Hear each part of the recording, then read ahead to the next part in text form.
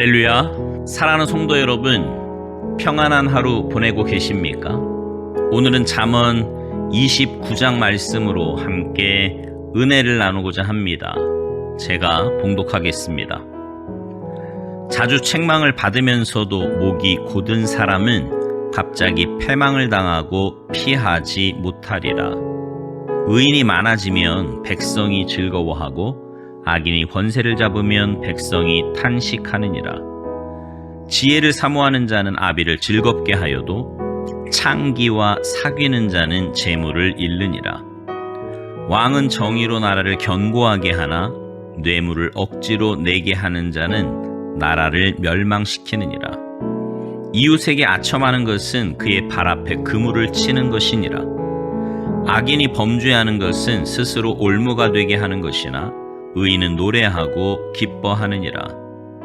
의인은 가난한 자의 사정을 알아주나 악인은 알아줄 지식이 없느니라. 거만한 자는 성읍을 요란하게 하여도 슬기로운 자는 노를 그치게 하느니라. 지혜로운 자와 미련한 자가 다투면 지혜로운 자가 노하든지 웃든지 그 다툼은 그침이 없느니라. 피 흘리기를 좋아하는 자는 온전한 자를 미워하고 정직한 자의 생명을 찾느니라. 어리석은 자는 자기의 노를 다 드러내어도 지혜로운 자는 그것을 억제하느니라. 관원이 거짓말을 들으면 그의 하인들은 다 악하게 되느니라. 가난한 자와 포악한 자가 섞여 살거니와 여호와께서는 그 모두의 눈에 빛을 주시느니라.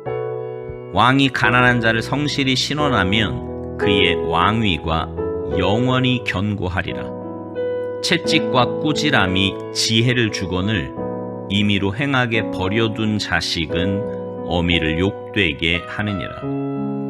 악인이 많아지면 죄도 많아지나니 의인은 그들의 망함을 보리라. 내 자식을 징계하라. 그리하면 그가 너를 평안하게 하겠고 또 내 마음에 기쁨을 주리라. 묵시가 없으면 백성이 방자히 행하거니와 율법을 지키는 자는 복이 있느니라. 종은 말로만 하면 고치지 아니하나니 이는 그가 알고도 따르지 아니함이니라. 내가 말이 조급한 사람을 보느냐? 그보다 미련한 자에게 오히려 희망이 있느니라. 종을 어렸을 때부터 곱게 양육하면 그가 나중에는 자식인 채 하리라. 노하는 자는 다툼을 일으키고 성내는 자는 범죄함이 많으니라. 사람이 교만하면 낮아지게 되겠고 마음이 겸손하면 영예를 얻으리라. 도둑과 짝하는 자는 자기의 영혼을 미워하는 자라. 그는 저주를 들어도 진술하지 아니하느니라. 사람을 두려워하면 올무에 걸리게 되거니와 여호와를 의지하는 자는 안전하리라. 주권자에게 은혜를 구하는 자가 많으나 사람의 일의 작정은 여호와께로 말미암느니라. 불의한 자는 의인에게 미움을 받고 바르게 행하는 자는 악인에게 미움을 받느니라. 아멘. 미국의 에세이스트 조슈아 생크가 쓴 짝의 힘이라는 책이 있습니다. 부제는 혁신의 본질을 찾기예요. 위대한 창조적 업적은 한 천재의 독단적 영감에서 나오는 것보다 짝의 협업에서 나오는 사례가 많다는 것을 보여주는 책입니다. 마리 퀴리와 그의 남편 피에르 퀴리의 라듐 발견의 업적은 연구 노트에서조차 분간할 수 없을 만큼 함께 나눴던 훌륭한 짝의 유산입니다. 비틀즈의 존 레논과 폴 맥카트니는 음악에서 서로 영감을 주고받았고요. 스티브 잡스와 스티브 워즈니악은 컴퓨터 개발에서 탁월한 혁신을 일궈냈습니다.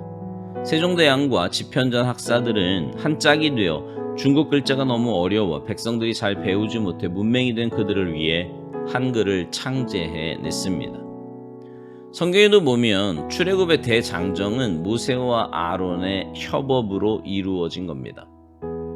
가나안의 정착은 여호수아와 갈렙의 협업이 있었기 때문에 가능한 일이었고요. 인도에서부터 에디오피아까지 다스리던 아하수에로 왕 때에 그의 신하 하만의 계략에서 유대인들이 구원을 받고 불임절의 백성이 될 수 있었던 것은 왕후 에스더와 그의 삼촌 모르드게의 합작이 이루어낸 결과물입니다.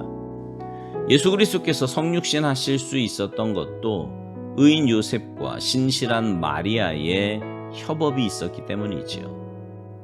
바울 사도의 1, 2, 3차 선교 그리고 13권의 성경을 쓴 것과 수많은 목회 사역과 선교 사역이 실라와 마가와 바나바, 루디아, 브리스길라와 아골라 부부, 누가와 같은 짝들이 있었기에 가능한 일이었습니다.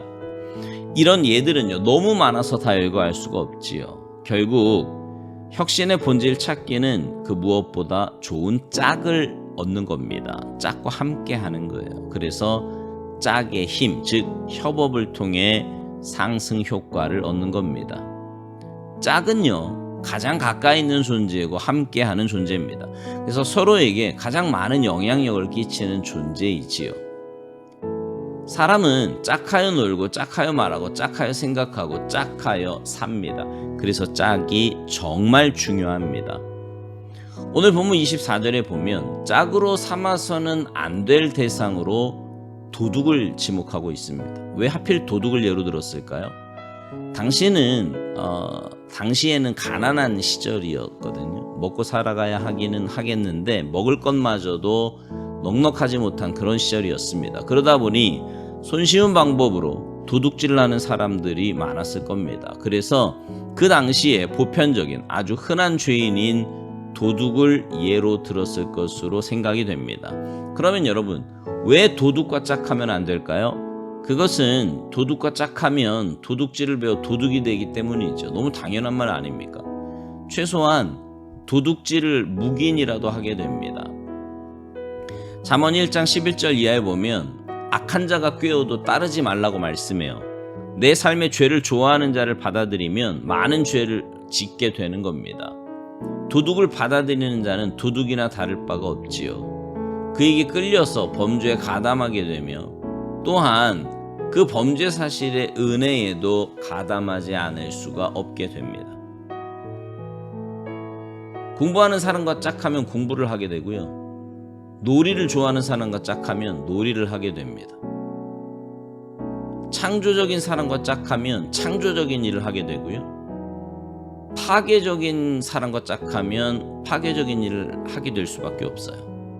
도둑과 짝하는 것은 무엇보다도 자기의 영혼을 미워하기까지 하는 것이라고 말씀합니다. 도둑과 짝하는 것은 단순히 육체의 문제에 영향을 미치고 끝나는 것이 아니라는 말이에요. 궁극적으로는 영혼의 영향력을 행사합니다. 가까이 하면서 생각이 닮아가고 어느새 행동도 닮아갑니다. 악한 생각, 악한 행동은 우리의 영혼을 죽음으로 이끌어가는 거예요. 우리의 생각을 마비시킵니다. 저주를 들어도 진실을 말하지 않게 돼요. 죄와 짝하게 되는 거죠. 죄를 거부하다가도 본성이 부패하여 있기 때문에 얼마쯤 지나면 자연스럽게 받아들여요. 아니, 자신이 죄를 끌어당기기까지 합니다. 이것이 바로 이 땅에 악인이 늘어가는 이유이기도 합니다. 여러분, 이 부패하고 사악한 유혹이 많은 이 땅에서 어떻게 성도답게 살 수 있을까요? 짝하며 사는 사람, 짝하여 사는 것들을 살펴보아야 합니다. 관계를 점검해야 한다고요. 내가 지금 누구와 무엇과 관계를 맺고 있는지 돌아보아야 합니다. 지혜로운 사람이나 믿음이 있는 사람은 내가 가까이 하여 짝해야 할 대상과 멀리해야 할 대상을 혼동하지 않습니다. 그러나 지혜롭지 못한 사람이나 믿음이 없는 사람들은 편리함과 이익 때문에 그릇된 대상과 짝을 유지하고 그것을 놓거나 끊어내지 못합니다. 오히려 붙어 있으려고 안달을 하지요. 그러나 지혜로운 사람, 믿음의 사람은 편리함과 이익 때문에 그릇된 것과 짝하지 않습니다.